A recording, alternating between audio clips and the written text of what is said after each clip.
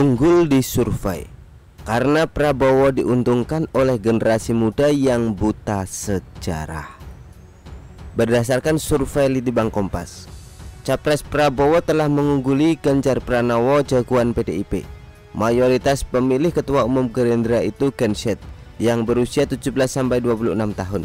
Sementara pemilih Ganjar mayoritas generasi tua berusia oversek, lebih dari 50 tahun alias 50 tahun. Kata pengamat, Gen Z memilih Prabowo karena tegas dan mampu menjanjikan masa depan mereka. Padahal aslinya generasi muda sampai memilih dia karena kebanyakan mereka buta sejarah, tak tahu catatan hitam masa lalu Prabowo. Pada Pilpres 2019, Capres nomor 2 Prabowo saat kampanye di Sleman di Yogyakarta membakar semangat para pendukungnya dengan orasi yang meledak-ledak ketika menyoroti kekayaan negara yang hilang sementara pengelolaan negara yang dianggap tidak benar. Prabowo menggebrak meja podium berulang kali. Kemudian muncullah Mbah Amin Rais dengan belangkon dan Surjan Mataraman. Maksudnya mau menenangkan Prabowo yang tampak naik tegangnya sampai di atas 220 volt dekat gardu PLN lagi. Nah, sikap Prabowo yang meledak-ledak dan sampai menggebrak meja tersebut, apakah ini yang disebut tegas?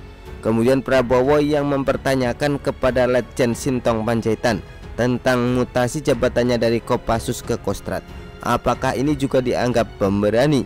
Jika para generasi muda atau Gen Z mengiyakan, tak mengherankan elektabilitas Prabowo mengungguli Capres Ganjar Pranowo dalam kontestasi Pilpres 14 Februari 2024 mendatang. Dalam surveinya pada 29 April hingga 10 Mei 2023, Litbang Kompas mencatat Prabowo mengantongi 24,5% pemilih yang mayoritas generasi muda alias Gen Z usia 17-26 tahun. Sedangkan Ganjar Pranowo memperoleh 22,8%, mayoritas dari generasi usia 56 tahun sampai 76 tahun alias manula. Adapun Anies Baswedan, kalau ini mah biasa, konsisten di urutan ketiga dengan persentase 13,6%. Tapi pemilihnya mayoritas juga beririsan dengan Prabowo, sama-sama dari golongan Gen Z. Bisa diduga meningkatnya pemilih Prabowo selain pandemen pecinta lama di Pilpres 2019, juga muntahan dari pemilih Ganjar yang sakit hati gara-gara statementnya yang menjadikan Piala Dunia U20 batal digelar di Indonesia. Ditambah lagi mungkin berkah Prabowo mau capek-capek bersafari, mendekati dan minta dukungan pada para seniornya di TNI, semisal Tri Sutrisno, mantan Wapres, Agung Gumelar, Wiranto, AM Hendro Priyono. Yang menjadi pertanyaan, kenapa Prabowo tak sowan kepada Sintong Panjaitan yang juga sama-sama seniornya dan pernah jadi atasannya langsung? Mungkin karena ini konteksnya lebaran atau sebab lain. Para seniornya ketika dimintai dukungannya pres langsung memberinya. Lawang soal dukung-mendukung itu tak perlu kulakukan atau beli. Kata-kata mereka sangat menyejukkan bagi Prabowo. Padahal biasa saja. Mereka sebagai seniornya yang sudah tahu persis masa lalunya mantan Pangkostrat, tak tega terus terang macam iklan lampu Philip. Karenanya demi mangun karya nak tiasing sesami atau menyenangkan hati semua orang, mereka menjawab dan berkomentar saja yang menyejukkan, laksana udara AC yang barusan diservis. Seperti mantan Kabin AM Hendro Priyono misalnya, menilai bahwa Prabowo ada di mana saja dan selalu memberi warna pada lingkungannya. Karenanya bersama teman-teman senior Hendro Priyono berdoa supaya Prabowo selalu sukses dalam mengabdikannya kepada negara dan bangsa Indonesia. Adapun mantan Pangap Jenderal Purnawirawan Tri Sutrisno mengatakan bahwa Prabowo itu sosok yang mengerti kebutuhan rakyat. Rakyat yang mana dan sejak kapan? Sejak sebelum Mei 1998 atau sepulang dari Jordania atau setelah menjadi menhannya Presiden Jokowi? Jika yang dimaksud kebutuhan rakyat kecil, kenapa rakyat kecil yang mengkritisi pemerintahan mertuanya Pak Harto lewat para aktivis kok kemudian pada diculik tim Mawar yang dibawa kendalinya saat menjadi komandan Kopassus? Sampai sekarang Banyak dari mereka yang tak kembali dan tak ketahuan di mana kuburnya. Mereka yang selamat bisa kembali cukup dihibur dijadikan anggota DPR lewat Gerindra, sebagaimana Pius Lustrilanang dan Desmond Y. Mahesa. Orang yang mengerti kebutuhan rakyat adalah mereka yang pernah menjadi rakyat kecil. Sedangkan Prabowo sejak lahir ceprot sudah hidup enak, karena sang ayah Profesor Dr. Sumitro Djojo Hadikusumo adalah menterinya Bung Karno.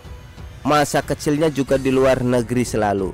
Orde Baru berkuasa, ayahnya kembali ke tanah air dan langganan jadi menterinya Pak Harto. Walhasil Prabowo ini tak pernah hidup ngerkasa alias sengsara.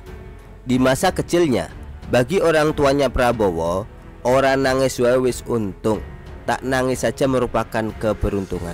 Prabowo tak pernah berumah di atas tanggul kemudian kena gusur sebagaimana Presiden Jokowi yang pernah merasakan.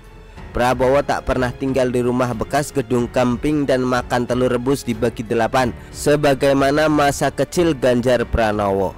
Karenanya Prabowo tak pernah merasakan perut keroncongan mendendangkan lagu Stambul 2 cacing kelaparan. Setelah Presiden Jokowi yang berlatar rekasa di masa kecil dan sukses memimpin RI, meski juga tak lepas dari kekurangan, tren ke depan rakyat tetap memilih presiden yang merakyat dan sengsara masa lalunya sebagaimana kata orang Surabaya. Sebab pemimpin yang pernah merasakan pahit getirnya orang kecil akan banyak tepo seliro, tenggang rasa dalam membuat kebijakan. Makanya Prabowo bukanlah pilihan yang tepat untuk capres.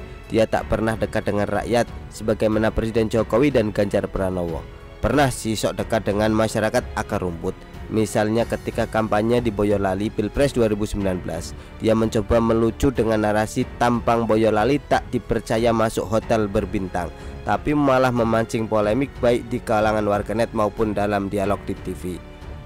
Keseleo lidah sebenarnya hal biasa. Ibu Megawati juga pernah keliru bercanda soal mantu tampang tukang bakso, tapi beliaunya segera menetralisir dengan memboking sejumlah tukang bakso. Mestinya Prabowo kala itu juga melakukan hal yang sama dengan mengajak ribuan rakyat Boyolali menginap gratis semalam di Hotel Lord Carlton di Jakarta. Dijamin Prabowo takkan bangkrut gara-gara neraktir hotel pada wong cilik. Belajar dari kekalahan 3 kali ikut Pilpres, Prabowo memilih banyak diam melaksana recang geladak di Solo selama menjadi Menhan dalam kabinet Presiden Jokowi. Meski menyangkut kementeriannya sekalipun, Prabowo tetap bersiteguh dengan ungkapan asing silent is golden, diam itu emas. Hasilnya ternyata dia dinilai sebagai menteri Presiden Jokowi yang berhasil, entah apanya yang berhasil. Dan ketika mau ikut Pilpres yang keempat kalinya, survei Litbang Kompas sungguh bikin Prabowo bededek alias puas, karena pada akhirnya bisa menyalip kembali Ganjar Pranowo. Kenapa Prabowo bisa mengungguli Ganjar? Pengamat politik Ujang Komarudin dari Universitas Al-Azhar berpendapat, kondisi dunia yang dinamis dan berubah-ubah mengkhawatirkan masa depan Genset, dan Prabowo dinilai mumpuni memecahkannya. Selain itu, dia juga memiliki karakter yang cenderung pemberani, tegas, dan tenang, yang diyakini bisa memenuhi keinginan anak-anak Genset, kata Ujang. Sebagai pengamat politik, tentunya segala masa lalu Prabowo sudah ada di kantong Ujang depan dan belakang. Seperti Prabowo telah menyimpan banyak cawapres di banyak kantongnya. Hal yang tak disampaikan Ujang Komarudin ini, Genset sama sekali tidak tahu, karena memang kebanyakan mereka buta sejarah masa lalunya Prabowo. Generasi muda sekarang rata-rata malas membaca. Ketika peristiwa Mei 1998, mereka banyak yang masih balita, bahkan berada di pucuk pring alias belum lahir. Karenanya di mata generasi Gen Z, Prabowo ini sosok yang hebat luar biasa. Padahal di siwet sini sisi gelap Prabowo sudah sering ditelanjangi. Begitulah kura-kura. Artikel diambil dari Shwo.com, ditulis oleh Gunarso TS. Bagaimana menurut Anda?